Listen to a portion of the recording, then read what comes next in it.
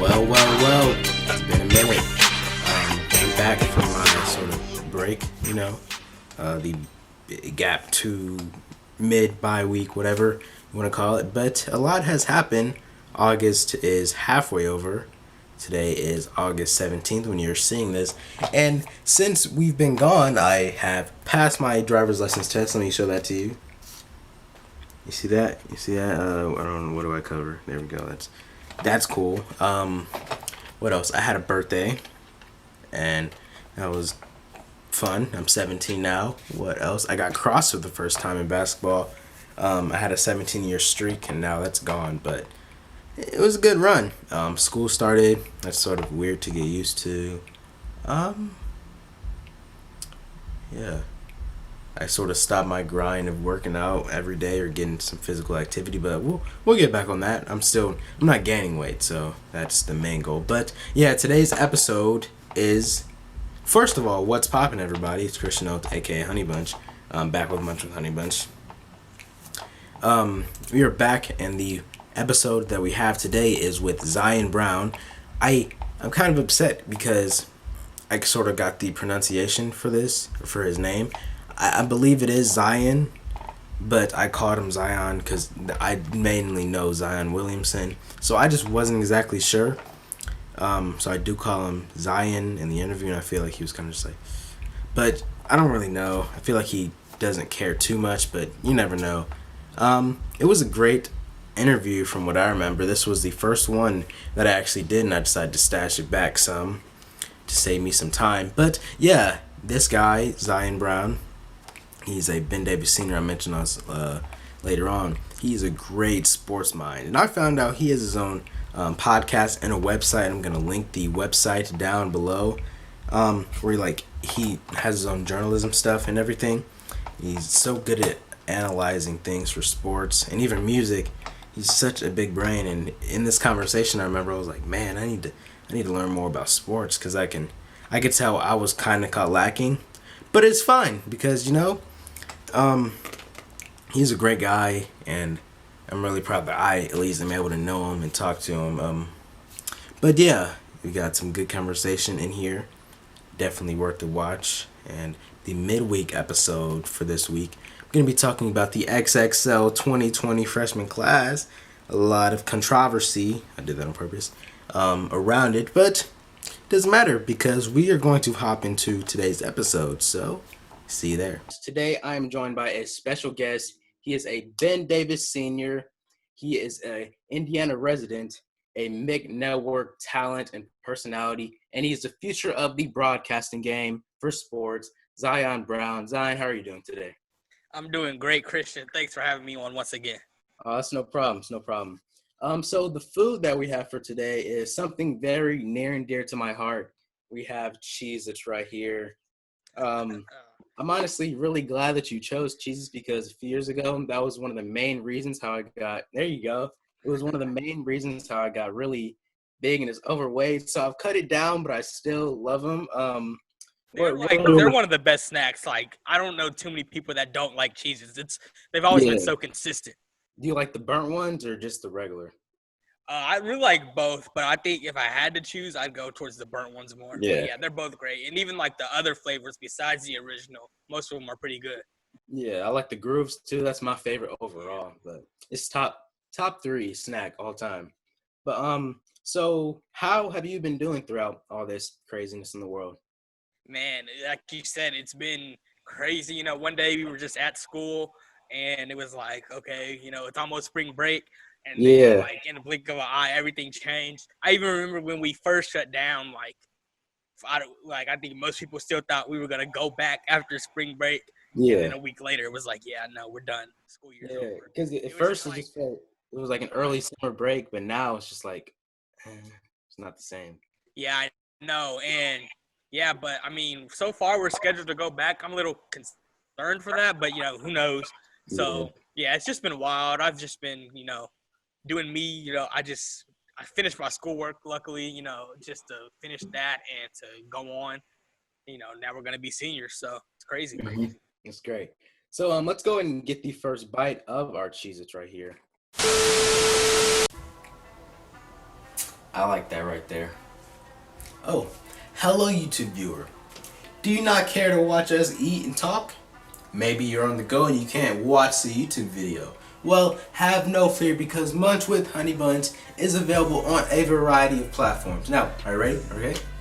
1, 2, 3, 4, 5, 6, okay. 7, 8, 9, 10, 11, and technically 12 because you're on YouTube right now, so there's 12. But like I mentioned, there is a big variety of all of them. You can pick your poison, see what you want to listen to it on. I don't have a preference for what you do, you know? I'm just glad that you are taking the time to listen. So, without further ado, back to the conversation. Only a one by one guy, but I'll take a risk. Get two in there. Amazing. Alright, let me wash it down.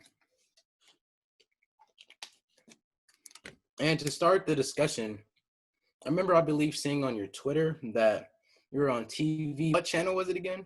I was on channel 8 here. 8. And yeah, that was crazy. It's really supposed to air earlier, but because of the whole coronavirus, like I said, we all know it changed everything. So that was the last week that basketball was played, high school in Indiana. Unfortunately, my team lost that game, Ben Davis, in the first round of sectionals, but he came and interviewed me, and then for the first half, I had a mic on. Obviously, I had my normal mic for the game, but I had a mic on that was connected to his camera, and so he got some of my play-by-play. Charlie Clifford is his name. He's a great reporter, one of the best out here in Indy, and it was really exciting. And then, like I said, nothing happened. I was like, at first I thought it wasn't going to air at all just because everything that had happened. I was like, man. And then one day he was like, hey, I can still finish it. And he came to my house and he showed me videos of, Matt Taylor and Don Fisher and Chris Denary, guys that are great broadcasters here in the state of Indiana. He showed me videos of them complimenting me, and I was surprised by that. I didn't know that was going to happen. And so, yeah, it was really a great story. Thanks to Charlie Clifford and Channel 8 for getting that done. So you had like a fanboy moment seeing all the other broadcasters? Yeah, a little bit.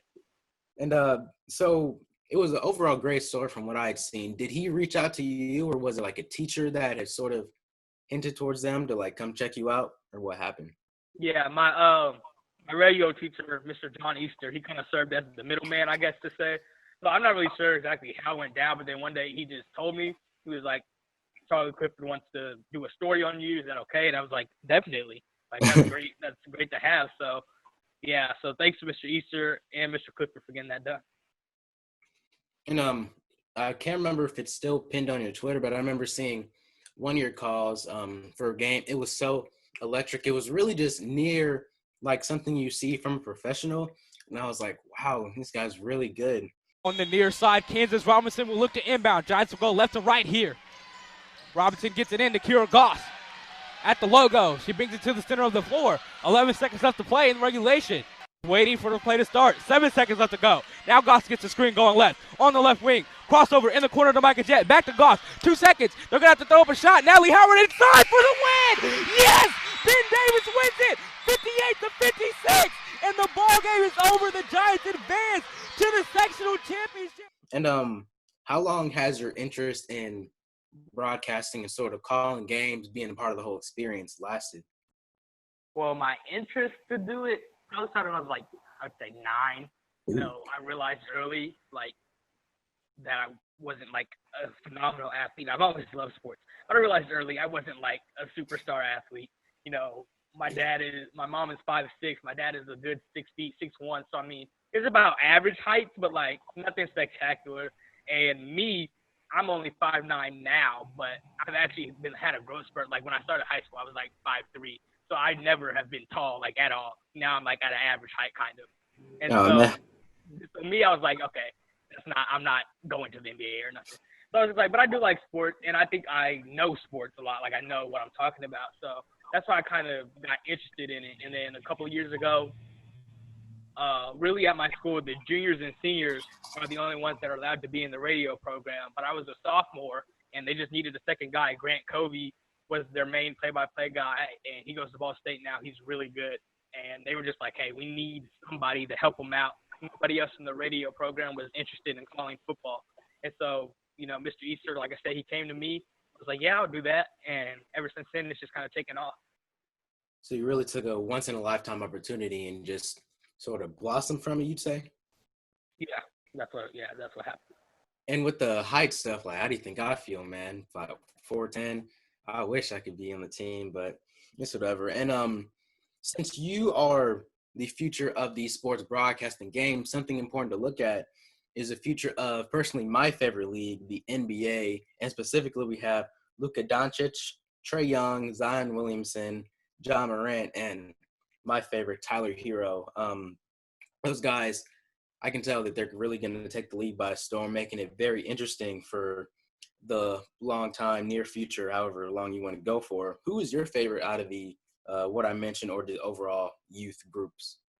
Well, I gotta go with the guy that has the same name as me, Zion. He's a beast. Like, he is a animal. I wish they sold jerseys that like just said his first name. That'd be cool. But it says Williamson, so it's whatever. But yeah, he's like phenomenal. Like you said, Luka is really good too. Really, just the NBA is in good hands. Sometimes like when Michael Jordan first left, like it was kind of like who's gonna be our next superstar. And then eventually Kobe and LeBron came along, and they've been great. LeBron is still great. But right now, even when LeBron, fades out in a few years, like you said, we have so many great players. So I like all those guys. I like Zion. I like Luka. One of my favorites also is Jason Tatum. He reminds me a lot of like Carmelo Anthony. Like he can just get buckets, like period. But yeah, of all those guys, I would say Zion is my number one, my favorite, and the guy I think is gonna be really good. What's poppin'? I just wanted to pop in and talk to you about the official social media accounts for Munch with Honeybunch. On both Instagram and Twitter, we'll be doing giveaways, interacting with listeners, posting shoutouts, anything else that sounds cool. So go on over to @MunchHoneyBunch on both Instagram and Twitter. See you there. Quick add-in, Jordan or LeBron for the GOAT conversation? I gotta go with Jordan personally. I think it's a really, really close. I honestly do.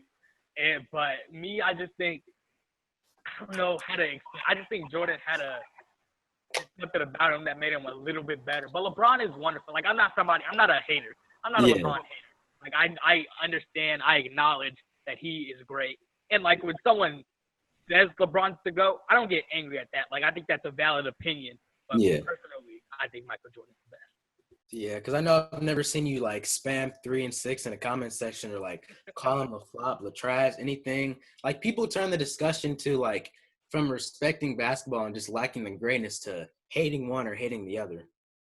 And remember, The Last Dance was just an opportunity to just see how great Jordan was, since I wasn't even a thought to be alive back then. So it was like, wow, the league was so different and it was so cool. The overall electricity and how great everything was. But so you mentioned Zion Williamson. Do you think he deserves Rookie of the Year, or would you go for John Morant? I definitely have to go for John, just because Zion's only played 19 games so far, and John has led a team that has been garbage the last couple of years, and he has them in the playoffs. Now they haven't clinched yet. These 8 games are going to be huge, but just what John's been doing is wonderful. Yeah, Personally, I do like John Morant now too, but I really want to see the Pelicans clinch the 8th because they also have JJ Redick. That's my guy. But I don't know, because since Zion's played those few games, the overall impact that he's had and the efficiency since he's been playing for them compared to when he wasn't on the court, I think that's just something that like it's very rare and it's hard to really discuss. Yeah, he definitely turned their season around because before he came back, they were nowhere near the playoffs. Now they still have a chance to get in. And mentioning the future of the NBA, let's talk about the future of the people that aren't even in the NBA, sort of LaMelo Ball, Mikey Williams, Bronny James, whoever you want to add. It's crazy for me to see that athletes our age or even younger, you see them on Balls Live and Sports Center, all these top platforms, taking the world by storm and just being so athletic and talented. It's really crazy. Yeah, like you said, like these guys have always been, like I think about like somebody like coming out of high school is big, like Andrew Wiggins or something like that. the guys that are always like way older, not way older, but like 7 or 8 years older than me. Mm-hmm. And then now, like you said, it's like guys that are younger than me, and like I couldn't even imagine like being as big of a celebrity and a star as some of these guys are. My favorite is probably Imani Bates. I would say he's going to Michigan State. He's just now about to be a junior. He already won like the National Player of the Year. So to me, that's huge. I'm not even sure he's going to go to Michigan State. I think in 2 years we could be allowed for players to come out of high school, and he'd definitely be somebody who would exercise that opportunity. And so yeah, I like him a lot. He's 6'9" and can handle and shoot. And once he just gets a little stronger, I mean, I think he can be a great player. Yeah, I'm glad you mentioned the rules for entering the draft out of high school. I think, especially with the internet supporting the youth, showing how talented they are and sort of NBA ready, I think it will be important for change for that rule in the near future. But out of these young guys, who do you think is most likely to win a championship first? Of the guys that are in high school or not in the league yet? Man, I don't know. I have no clue who anybody's going to go to, but I guess I'd probably go Mikey Williams just because he really does like already have an NBA ready game. I feel like he can guard, he can handle, he can shoot pretty well. He may not be like a great shooter, but he can knock him down when he needs them. And so yeah, he can create space. So to me, I can see him definitely being like a number one guy on the team and being a huge leader in about 5 or 6 years. And sort of sticking with the overall high school aspect, the MIC network is a big in the state of Indiana, and even I can tell they're branching out more for broadcasting high school football, basketball, and they're even getting a lot more things. What have you learned throughout your just very few years of being a part of the MIC? I've learned a lot just about in front of and behind the camera, just how to, a lot of things I've learned have also just been not on air at all, just how to like maintain professionalism, showing up on time, how to network, how to get yourself out there, introduce yourself to new people. So that's probably the number one thing. And then another thing is just like you can't be shy at all. Like that's something that you learn from the sideline reporting a lot. Like, it's like you got to go. You got to run up to a coach or a player and be like, hey, I need you first. Because, like, I remember the last game I did for the MIC Network was the Lawrence North Christmas Addicts game. And I was one of, like, 6 people that were, like, going up to Tony Perkins. And so I had to be first because we're on TV. Those other people, like, they're important, but they're, like, newspaper or like, Instagram or Twitter where they're just, like, they're not live. Right, we're live, so I had to go. I had to be quick. I had to, make sure I followed him in the handshake line, so I could be the first person to talk to him, and then all those other people can get what they need to get done. Because they have a job too, so I understand it. Those guys and those girls, they got to get what they got to get done. But for me, it was like I got to get this done. Like I have to be determined. So stuff like that is stuff that the MIC Network has helped me learn.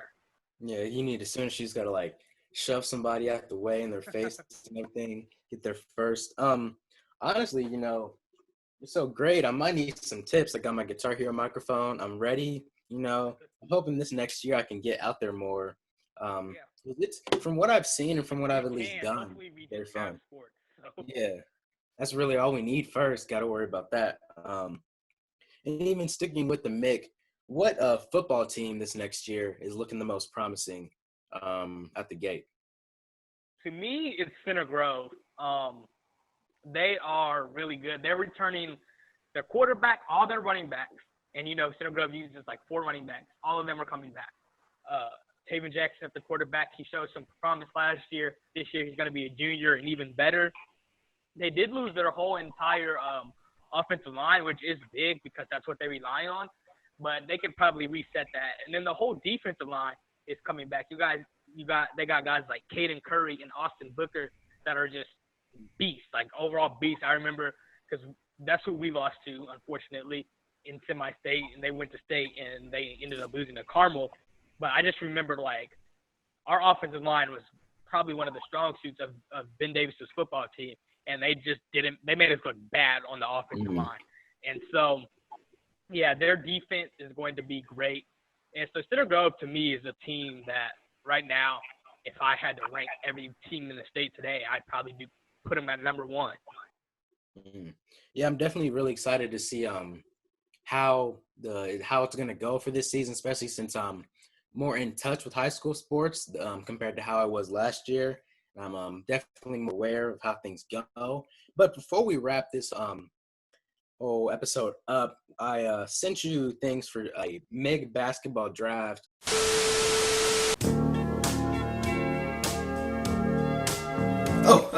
Hey, don't mind me. I was just listening to some of the music that you can hear on the podcast. It is made by my bestest friend in the whole wide world, Lovi. His music is amazing, and you can check him out on SoundCloud. That is Lovi. If you want it to be easier, you can check the description of this YouTube video or in the overall podcast description wherever you're listening. He is brilliant, his music is amazing, and he definitely needs more attention. And now, back to the conversation. We got some players that used to be a part of schools in the MIC, and now they went on to be in the NBA. And since I am such a great and kind host, I will go ahead and give myself the first pick. I will take my man Mike Conley from Lawrence North High School. I love that guy. From the Grizzlies, even in 2K, really, I used to drop a lot of points on. The competition that I played wasn't good, but he really has a good space in my heart. And for your second pick? They used to be one of my favorite teams because of Conley and because of Zach Randolph both being from Indiana. And they were just like a grinded out team, like in an era where everyone was like playing fast and shooting a bunch of threes. They would just slow it down and beat you up. So this is just strictly based off what they did in the pros. Correct. You can go whatever you want, man. Okay. I'll just pick with my number 2. Ooh, this is hard. I'm going to go with Eric Gordon, the EG, straight 4. Great. He was a great athlete when he came out. He's had a bunch of injuries now, so he's not as good athleticism-wise. But yeah, that's my pick, my first pick. Yeah, especially playing with Chris Paul too, and I'm really glad I got to see him play so much, and he's such a great shooter and everything. Such a big impact. But for my next pick, it's really tough. But since I have Mike Conley, I guess I got to go with his sort of partner in crime, Greg Oden, from those days and their success also from Lawrence North.